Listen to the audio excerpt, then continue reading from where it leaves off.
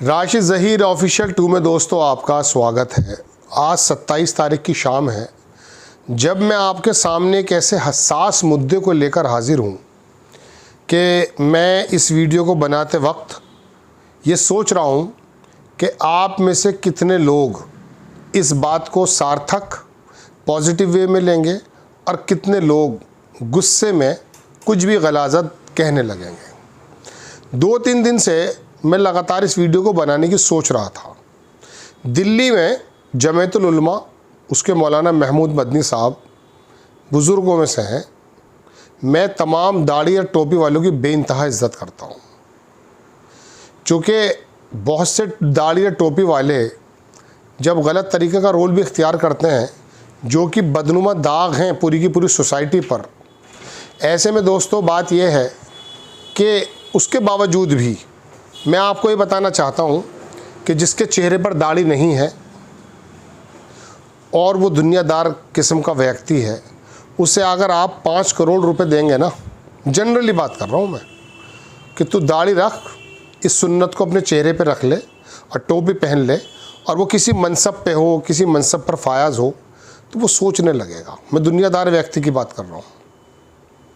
किसी IAS, किसी PCS, किसी जज से अगर आप ये कहें जो मुस्लिम है कि आप दाढ़ी भी रख लो, होते हैं बहुत से लोग, तो वो असमंजस की स्थिति में पड़ जाएंगे। तो एक सुन्नत को चेहरे पे सजाना बहुत बड़ा काम है दौरे हाजिर में। तो मैं इनके बारे में हमेशा से पॉजिटिव सोचना ही चाहता हूँ, लेकिन मैं बहुत डर करके कभी कभी तकलीफ़ में भी आता हूँ कि जब ये दाढ़ी वाला CJP का जो प्रदर्शन चल रहा था, वह डांस करने लगा था एक चिचोरा किस्म का मुसलमान, तो फिर मुझे लगता था कि ये दाढ़ी का भी अपमान है। उस वक्त मैं बहुत ज़्यादा अंदर से ज़ख्मी होता हूँ। खैर, मैं बात ये बताने आया था कि इन बुज़ुर्गों की बड़ी क़ुरबानियाँ रही हैं। इन क़ुरबानियों को देखते हुए, सोचते हुए, मुझ जैसा दाढ़ी वाला व्यक्ति अगर कुछ बात बोलता है तो बहुत मोहतात होकर बोलने की ज़रूरत है, बेहतर है ना बोले। लेकिन मैं 2-3 दिन से बराबर अपने आप से लड़ रहा हूँ कि मैं ये बात बतानी चाहिए या नहीं। उनका एक सम्मेलन हुआ, उसमें इमरान मसूद भी थे, वो रामपुर के जो इमाम साहब बने हैं सांसद, वो भी थे, बहुत सारे अच्छे बुज़ुर्ग बढ़िया पर्सनैलिटी के मुसलमान लोग थे वहाँ। और उन्होंने कहा कि हिंदुस्तान के अंदर जो वक्फ़ के ऊपर इन लोगों ने पंजा कसा है, उसको कैसे हम बाहर निकलें, और इसमें कोई बुराई भी नहीं है। और जितने दाढ़ी टोपी वालों ने काम किया है वक्फ के अंदर रजिस्टर करने के लिए, मैं अपने एक वकील साहब को जानता हूँ, दाढ़ी है उनके, और वो बाकायदा मुहिम चला रहे हैं अपने ऑफिस में वक्फ की ज़मीनों को रजिस्टर्ड करना, मतलब जो भी वो काम हो सकते थे। टेक्निकल काम में बेसिकली हम थोड़े पीछे रहते हैं, वो काम कर रहे हैं, मुहिम चल रही है। सबको सलाम और सबको अज्र मिलेगा, इसमें कोई दो राय नहीं है। लेकिन जितनी माथा पच्ची ये लोग कर रहे थे बैठ कर के मौलाना महमूद मदनी के नेतृत्व में, और सब ने अपनी अपनी बातें बड़ी कीमती बात, इमरान मसूद ने तो बड़ी शानदार बात कही। इत्तफाक से उन्होंने यही कहा कि ये कांग्रेस, नाम तो नहीं लिया उन्होंने, कि बिना दाढ़ी टोपी वाले लोग भी ऐसे हैं, गैर मुस्लिम भी हैं, जो आपका ही काम कर रहे हैं। सच बात है, बिल्कुल कन्फर्म बात है। राहुल गांधी आपका हमारा काम कर रहा है, पूरे देश के लोगों का काम कर रहा है। एक मुसलमान नेता आके लड़ने लगे बीजेपी से और एक कांग्रेस का गैर मुस्लिम लड़ने लगे, बड़ा फ़र्क है उसमें। मंजर आम पर जो लोग देख रहे होते हैं वो राहुल गांधी की बात को थोड़ा ज़्यादा सुन लेंगे बनिस्बत ओवैसी की। गैर मुस्लिम की बात कर रहा हूँ मैं। वो ओवैसी को इस नज़र से देखेंगे, चश्मे से देखेंगे कि ये तो मुसलमानों का नेता है खाली। मैं आज़म खान का एक बार इंटरव्यू कर रहा था, तो आज़म खान ने मुझसे कहा कि लड़ाई उस दिन हार जाएंगे हम जिस दिन हम एक पक्ष के होकर दिखने लगेंगे। तो इसमें कोई दो राय नहीं कि समाजवाद के ज़रिए या सेकुलरिज्म के ज़रिए आप भाजपा की, RSS की बुनियादी की जो नफ़रत फैलाने वाली नीतियां हैं उसको दूर कर सकते हैं। एक तरफा होकर नहीं कर सकते आप काम। खैर, तो अब मैं आपको बताना ये चाह रहा था कि ये औकाफ यानी कि वक्फ को सिक्योर करने का माथापच्ची चल रही थी। मैं दोस्तों ये पूछना चाहता था कि क्या हमारा कोई ऐसा सम्मेलन भी हुआ है वक्फ के अधिकारियों का, इन बुज़ुर्गों का, जिसके अंदर ये कहा गया हो कि भाई सैकड़ों ऐसे वक्फ की जगहें हैं, मस्जिदें हैं, मदरसे हैं, मदारिस हैं, खानकाएँ हैं, ईदगाहें हैं, जहाँ पर आमदनी का कोई हिसाब नहीं है। वहाँ के मुतवल्ली इतने मोटे पेट कर करके डाकू बने हुए हैं। जो मस्जिद शहर के बेहतरीन बाज़ार में है, जिसके नीचे 20 दुकानें हैं, उस पर इतनी माथापच्ची लड़ाइयाँ, डकैतियाँ हैं। और जो मस्जिद शहर से दूर है, वहाँ के फ़र्श में भी घास निकल आई है, वहाँ पर रंग रोगन के लिए पैसा नहीं है। या अगर वहाँ पर कोई बंदा चला गया तो पहले अपनी दुकान चला रहा है। क्या आपने कभी इकट्ठे होकर के ये भी सोचा है कि जो वक्फ फिलहाल मौजूद है, कब्ज़े में है, उसके अंदर जो अनियमितताएँ हैं, उसके अंदर जो वक्फ की ज़मीनों को लेकर के डकैत कब्रिस्तान की ज़मीनों पर कब्ज़ा कर रहे हैं, क्या इसके बारे में भी माथापच्ची की आपने कभी? आपने कोई मुहिम अंदर खाने इंटरनल ऐसी चलाई कि भाई ये जो जब मस्जिद है, ये जो जगह है, इसके अंदर अगर दुकानें हैं, इसके अंदर इसकी जायदाद है, तो वहाँ पर तो सारे खाने वाले आ जाते हैं। लेकिन जहाँ पर मस्जिदों का कोई बेयार व मददगार नहीं है, कोई वहाँ पर फंड नहीं है, कोई वहाँ पर कोषाध्यक्ष नहीं है, तो वहाँ पर कोई चलाने वाला नहीं है, कोई वहाँ पर बताने वाला नहीं है। मदरसे के लोग जब मदरसे से चंदा करने जाते हैं, वो चंदा करने वाला समाज में उसकी पोजीशन क्या है? वो 40% पे निकल रहा है, 30% पे निकल रहा है। कुछ लोग उसमें ऐसे भी हैं बेचारे जो 7,000 रुपये की तनख्वाह में कर रहे हैं, लेकिन वो तो सब एक से हो गए।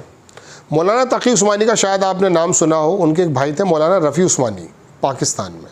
जैसे दारुल उलूम हमारे यहाँ देवबंद में है, ऐसे कराची में भी है, बहुत बड़ा।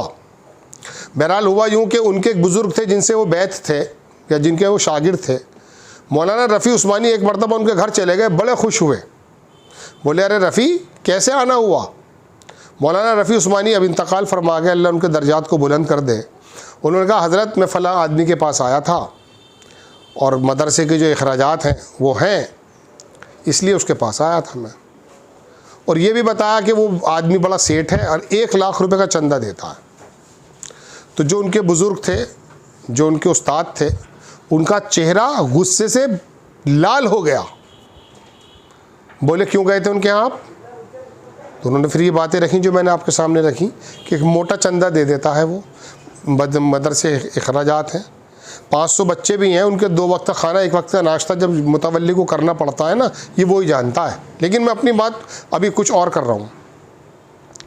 तो वो बोले तो आपसे किसने कहा कि आप मदरसे को इतना बड़ा बना लें? जिसका ये मदरसा वो अपना आप चलाएगा। आप किसी मालदार की दौड़ी पे चले कैसे गए? इन बुजुर्ग ने अपने मौलाना रफ़ी उस्मानी बहुत ऊंचे बुजुर्ग थे, तो उनको एक डांट के लहजे में कहा कि ज़रूरत क्या है आपको इतना लंबा बखेड़ा फैलाने की? जितने आपकी चादर उतना पैर फैला लीजिए। आप 50 बच्चों का कर सकते हो तो 50 बच्चों का करो, किसी के दरवाजे पे जाने की ज़रूरत क्या है? क्योंकि आलिम जानते हैं क्या है आलिम? अरे आलिम क्या है?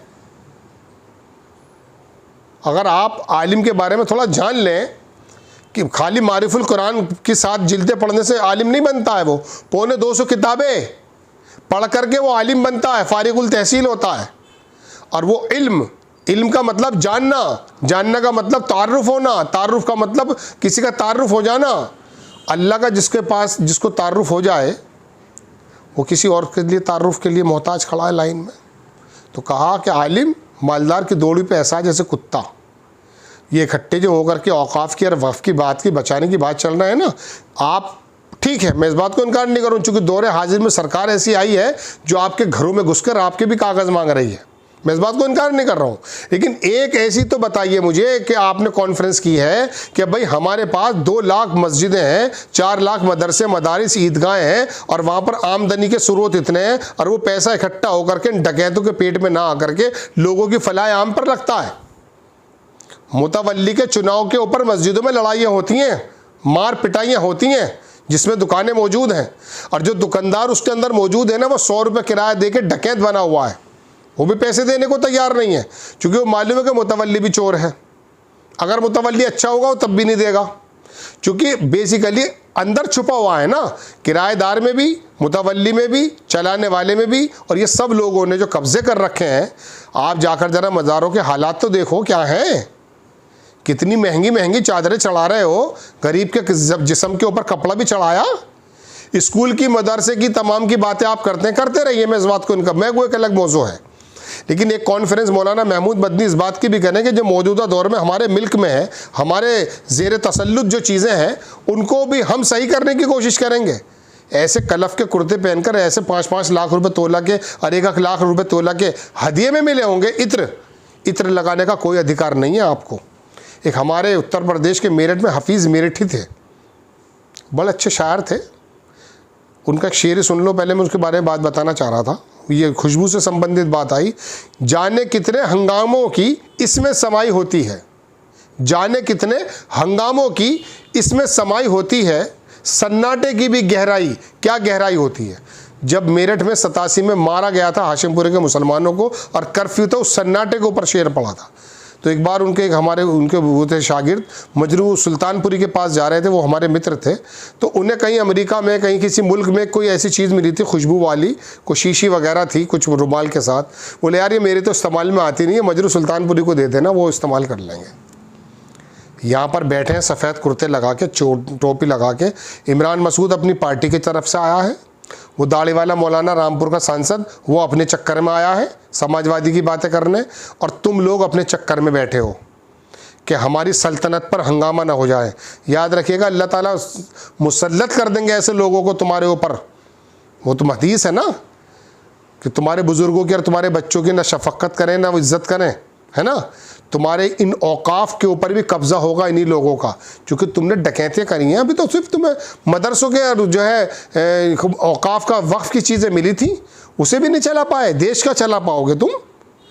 देश चलाओगे तो डकैतियाँ मारोगे। मस्जिद में जब मार रहे हो और ईदगाह की ज़मीनें खा रहे हो, किराएदार कह रहा मुझसे मस्जिद का कि ऊपर का छज्जा है ये, इस पर ऐसी वो लगवा दूंगा। और था वो मस्जिद का मकान, मस्जिद के बराबर में ही उसके बाप की जगह थी। वो मेरे से कह रहा था एक बार।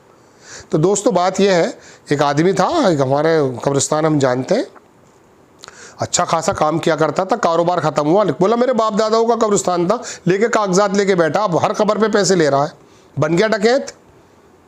तो ये कोई ऐसी कॉन्फ्रेंस भी करें आप कि इतने मोटे मोटे पेट करके जो बैठे हुए खाते बहुत हैं, तो इनको बताया जाए कि कम खाओ और कम से कम ये औकाफ की चीज़ों का मत खाओ। ये भी तो बताओ ना मौलाना। एक बार मिले थे मुझे मौलाना महमूद मदनी इचोली में, बैठ रहे थे, इन 1 to 1 करने को मना कर दिया, बात ही नहीं करना चाहते। अभी वो ABP का, जी न्यूज़ का, NDTV का बंदा आ जाएगा, अपनी दाढ़ी को फ़ौरन खिजाब करके बैठ जाएंगे आप। जय हिंद।